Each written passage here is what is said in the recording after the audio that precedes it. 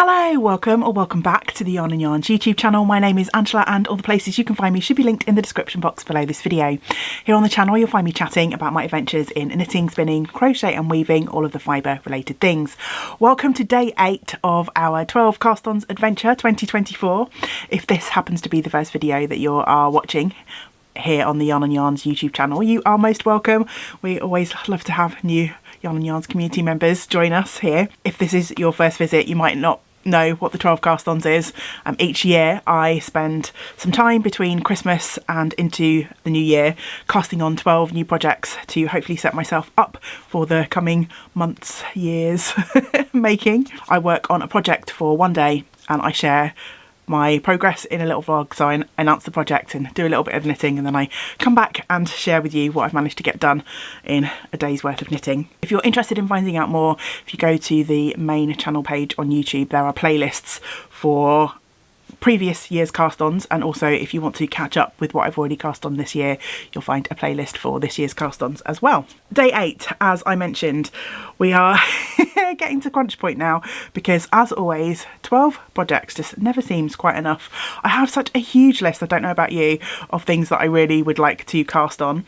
One of the reasons that I started the 12 cast-on several years ago was to try and get projects on the needles, like patterns, yarns that have been squirreled away in my stash that I've been yearning to cast on and just for various reasons haven't had a chance to put them on the needles. The first few cast-ons always feel like really easy. There are certain things that I'm really excited to get on the needles, and then there's just a plethora of other things that I'd really like to get on the needles, and it just too many things vying for my attention. I've got just a few projects left to choose now.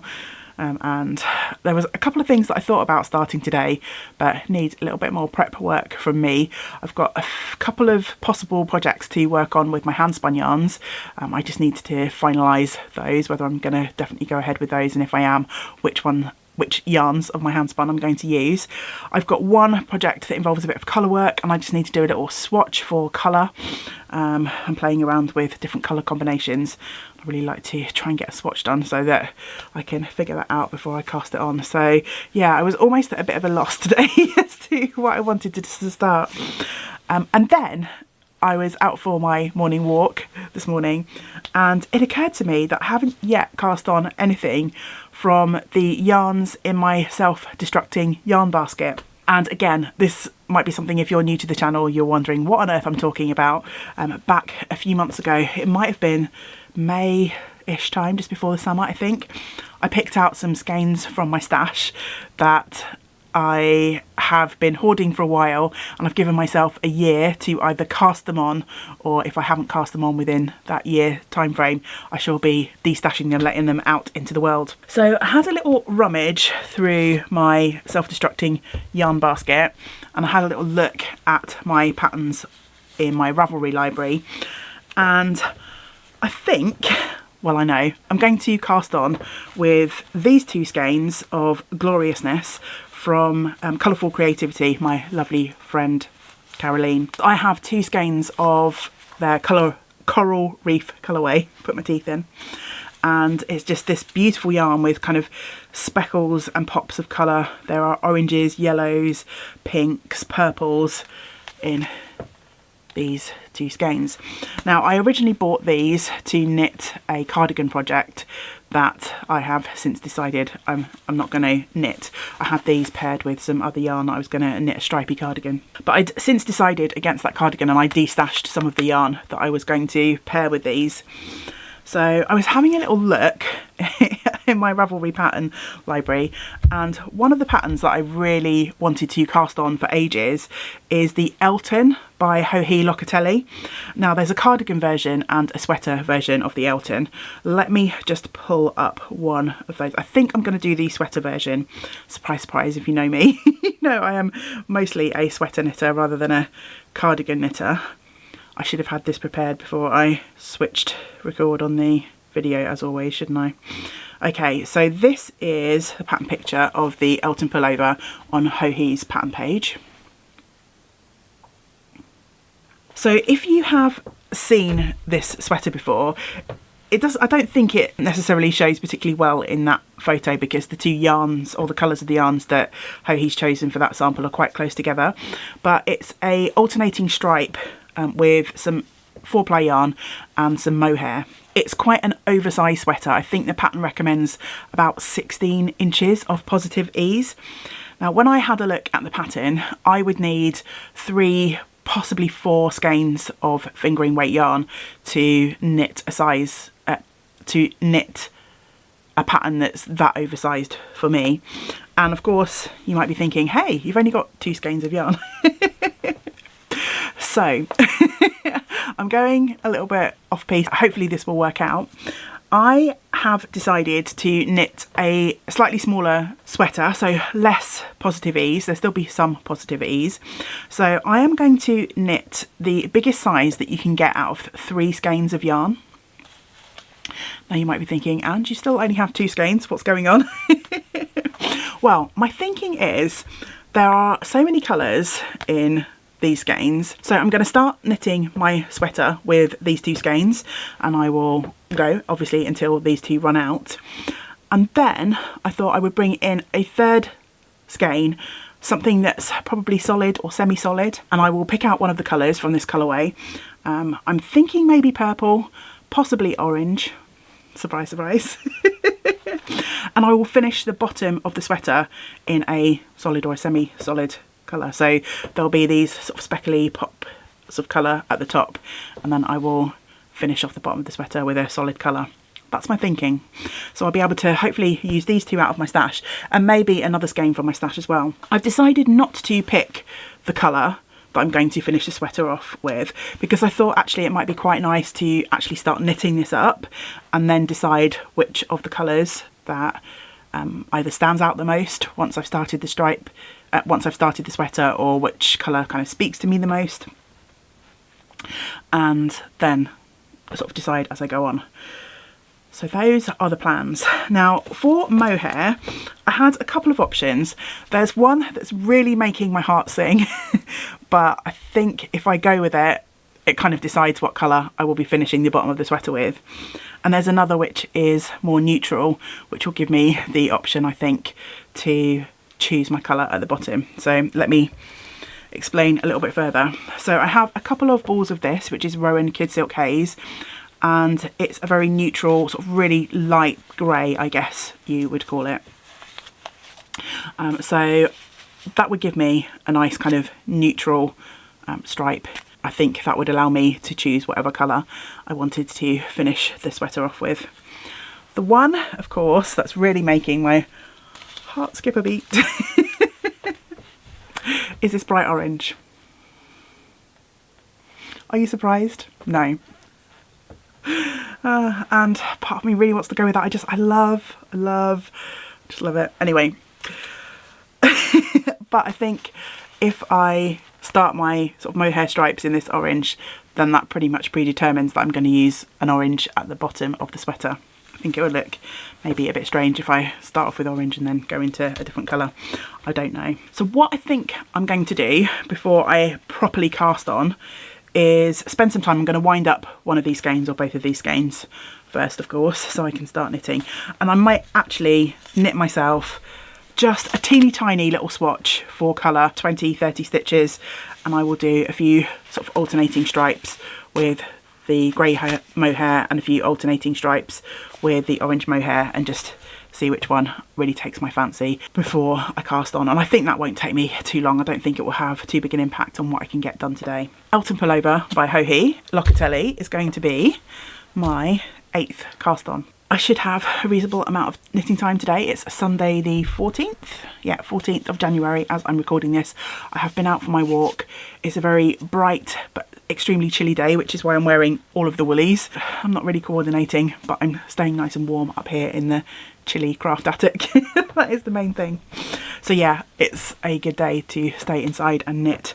I do have to edit one of the cast on videos today, and I also have to do a bit of batch cooking for my lunches at work in this coming week.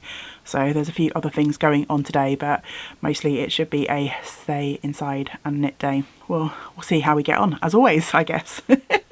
So I'm going to share with you a little bit of footage from my walk this morning, and then of course there'll be some cast on footage to come, and we'll see where this project goes. It's a little bit of a choose your own adventure, I guess.